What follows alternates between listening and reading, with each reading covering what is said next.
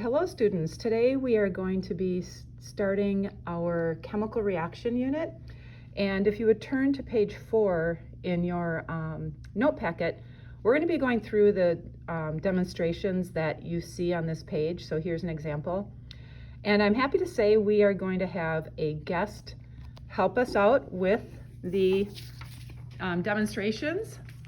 Here we have Mr. Joseph, and he is going to help us with demonstrations today. Okay, so we're going to start with the first one, number 1, where it says crushing Alka-Seltzer. And what I want you to do is make a prediction. Do you think this is going to be a physical or a chemical change? And so Mr. Joseph is going to crush the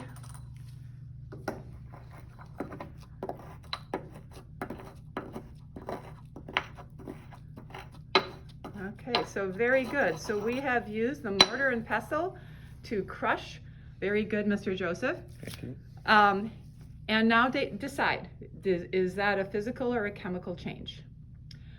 Okay, so we're going to go on to number 2, and we're going to do the vinegar and the Alka-Seltzer. So Mr. Joseph, if you could take the next group here, take the beaker by you, put the Alka-Seltzer in first.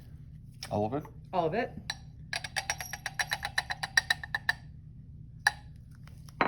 Okay, and then just squirt in enough to cover. Enough vinegar if it'll squirt.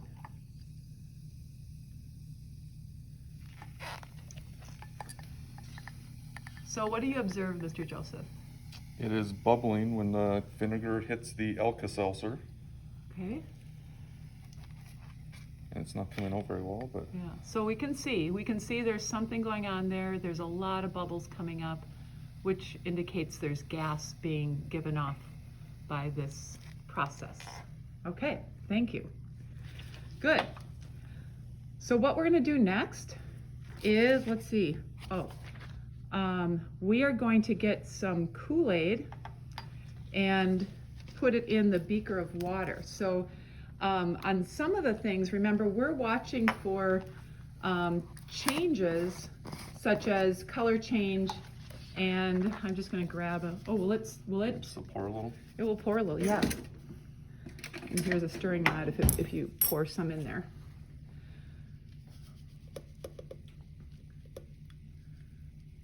Okay, so the Kool-Aid's being put into the water, and what's interesting is there's a color change happening, but is the color change due to a reaction, or is the color change because of the color of the Kool-Aid before it even went in there? So sometimes there's tricky things like that happen where you might think that it's a chemical reaction going on, but maybe, Mr. Joseph, can I take a picture of inside the Kool-Aid container? So that actually has coloring in it. Okay, so that is number 5, Kool-Aid and water. Okay, so we can set that aside. The next one is food coloring. So right here, we're going to look at yellow and blue, and Mr. Joseph is going to put a few drops of each of those in the water. Does the order matter? No, the order doesn't matter. Good question. So there's some yellow. You see it turns into yellow. Okay. And now we're going to put some blue.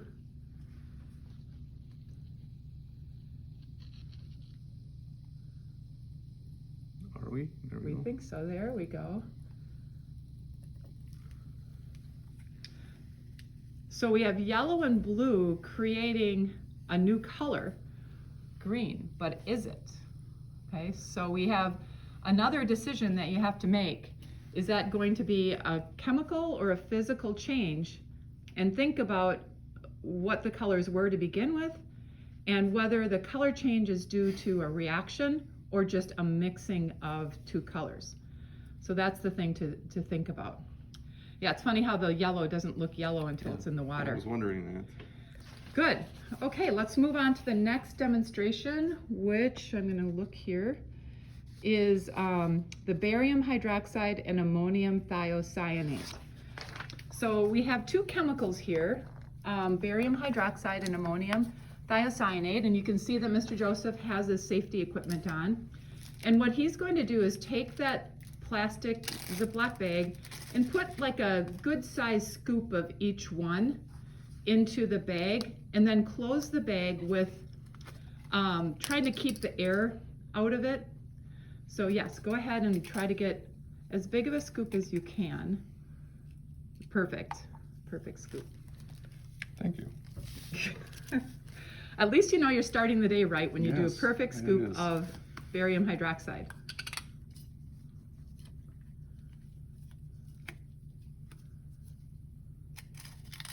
And this is the ammonium thiocyanate. It's kind of like ice crystals. Yeah, it takes on water over time. Okay. Okay, so now after you close, try to get the air out, close it. And now try to just use your hands to kind of mix those two chemicals together while it's in the bag, and describe what you feel. It's getting ice cold. So those chemicals, and then they were solids when they went in. Is it still a solid? It's becoming more, it's almost like ice crystals that are melting. I wouldn't say it's becoming totally liquid, but it's getting closer. Maybe it is becoming liquid. Yeah. Yeah, it is. You can see how it's kind of like soapy water. Right, and it feels really cold. And down here where they didn't mix is not cold yet. There we go. So this is actually similar to what's in an ice pack when the two combine.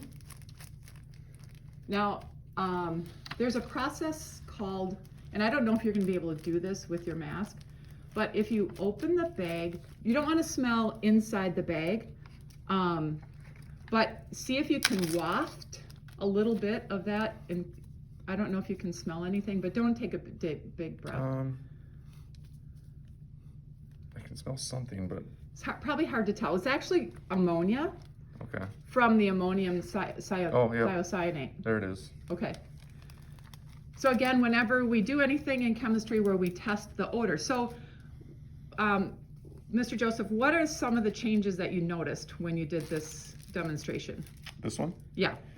So the two chemicals mixed and got really cold right away, and then they started to dissolve, I would think, and created that soapy liquid.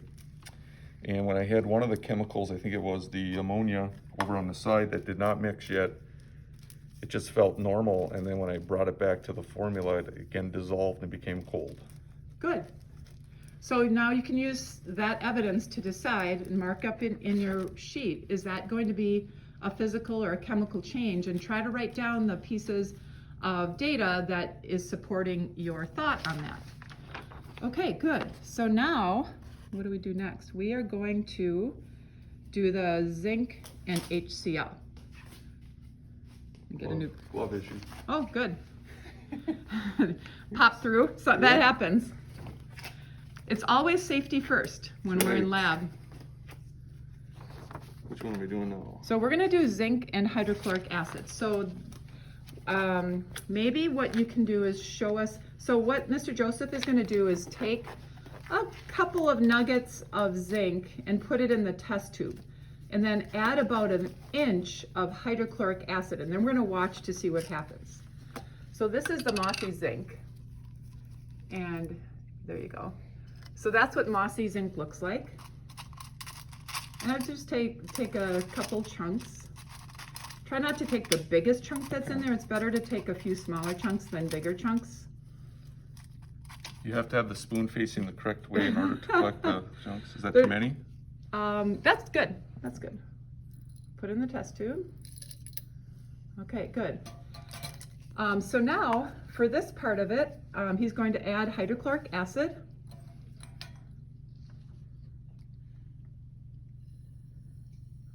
It's about an inch of it or so, and then let's observe what happens. So what do you observe, Mr. Joseph? It is bubbling and I can hear it fizzing. If you touch it, is there any difference in temperature? Or not really? I don't feel any. Okay, that's okay. Okay, so now if you set it down, so there's definitely a gasket enough.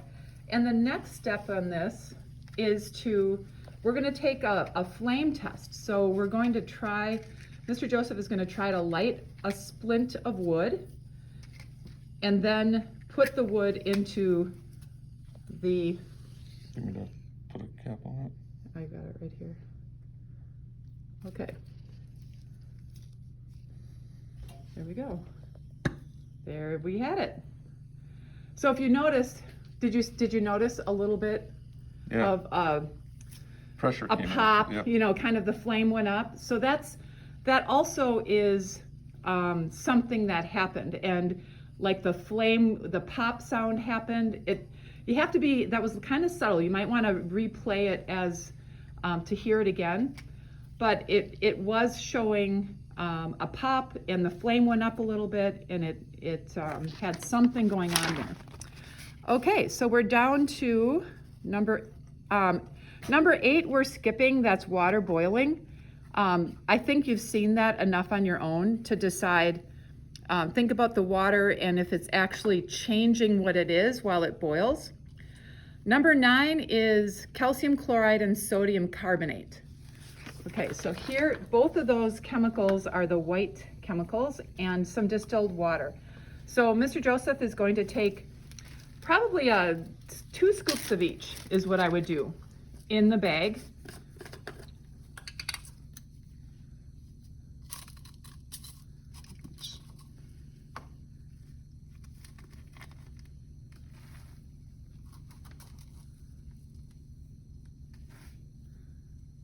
Oh, here, do I have 2? Nope. Okay, let me see.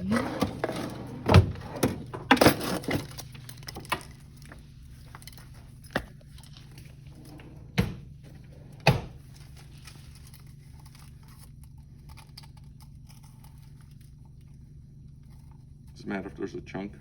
No, that should be fine. I think it'll break up when it's in there. And now what you'll want to do is add enough distilled water just with a squeeze bottle to kind of cover all the solid.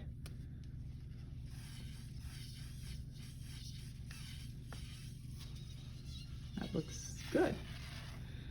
And I would try to cover the bag with like taking the air out again if you can.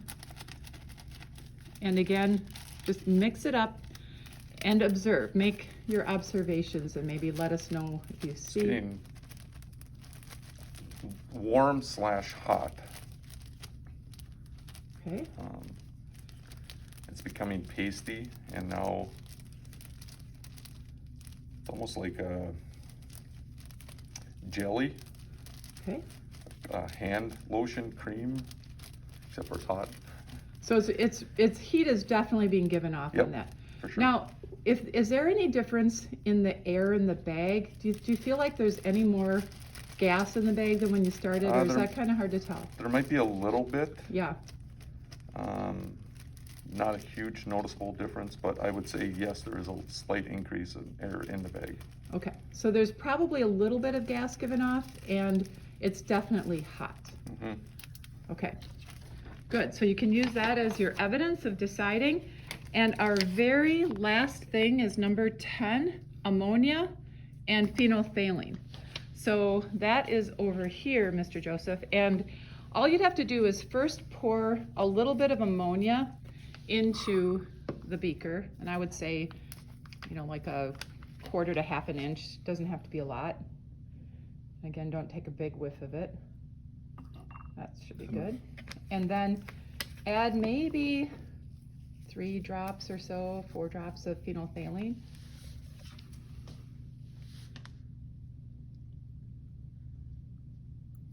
Good. So now we had another color change. This time, the color change came from 2 liquids that were actually transparent. So this time, the color was not a mixing of color, it was a creation of a new color. So use that as your evidence then for deciding whether that is a physical or a chemical reaction. So that concludes the demonstrations. Mr. Joseph, thank you so much for helping us. Thank you for having me. Okay, and we will continue on with this lesson in a minute.